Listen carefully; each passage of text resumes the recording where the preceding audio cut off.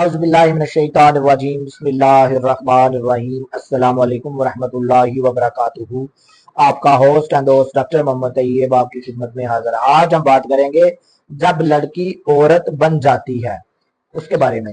चंद माह से लेकर 2 साल तक का वो अरसा जिस दौरान एक बच्ची लड़की से औरत बन जाती है सन्ने बलूगत कहलाती है।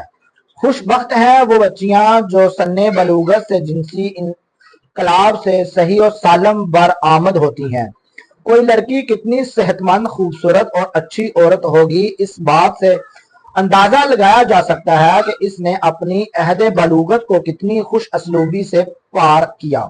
माँ का फर्ज है कि सन्ने बलूगत के मसाइल और मुश्किलात हल करने में अपनी नौजवान बच्चियों को मुशफ़क़ाना रहनुमाई और मदद करें। पहनावे और सेहत का चोली दामन का साथ होता है। फैशन बदल सकते हैं, बदलते रहते हैं, लेकिन सेहत के असूल कभी नहीं बदलते।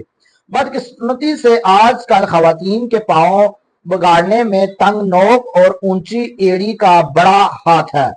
फैशन जरूर करें, लेकिन पहले अपनी सेहत का ख्याल रखें। बचपन के बाद जो भी कोई लड़की बलूगत के दौर में कदम रखती है, इसमें बाज़ जिस्मानी और ज़हनी तब्दीलियां पैदा होने लगती हैं।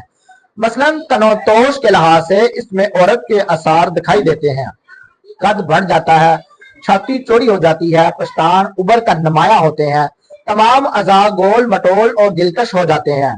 लड़की के चेहरे पर एक तरह की नई रानी आ जाती है, होंठ सुर्ख और रसीले हो जाते हैं, आंखों में एक नई चमक आ जाती है। इस तरह इसके साथ साथ इसके दाखिली जिनसी अज़ा मसलन फ्रिज, रहम और बच्चेदानी में भी अफजाइश होकर हैज के अज्जा का एहतमाम होता है। नीज जेर नाक बाल उगाते हैं।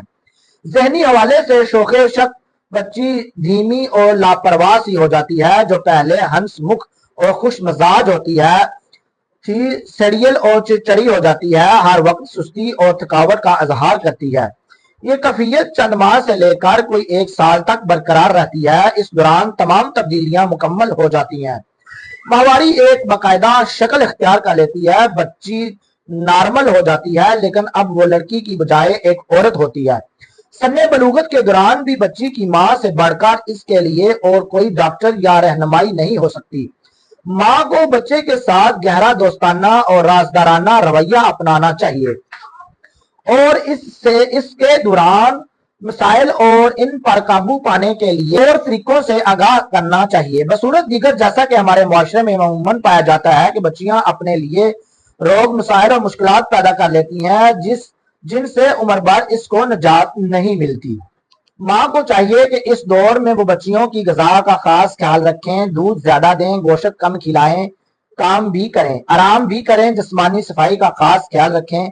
बच्चियां फहश, लिटरेचर, फिल्म और टीवी से परहेज करें। कब्ज ना होने दें। हैज के दौरान इन पैरों को ठंडक से बचाएं। नफास से परहेज और पशेमान ना हो। यही वो फितरी अमल है जिससे कुदरत इनको बच्चे पैदा करने की सलाहियत अता करती है और इन्हें माँ का बुलंद मर्तबा अता होता है। बहुत शुक्रिया हमारा YouTube चैनल देखने के लिए। डॉक्टर मोहम्मद तैयब को इजाजत दीजिए। अल्लाह।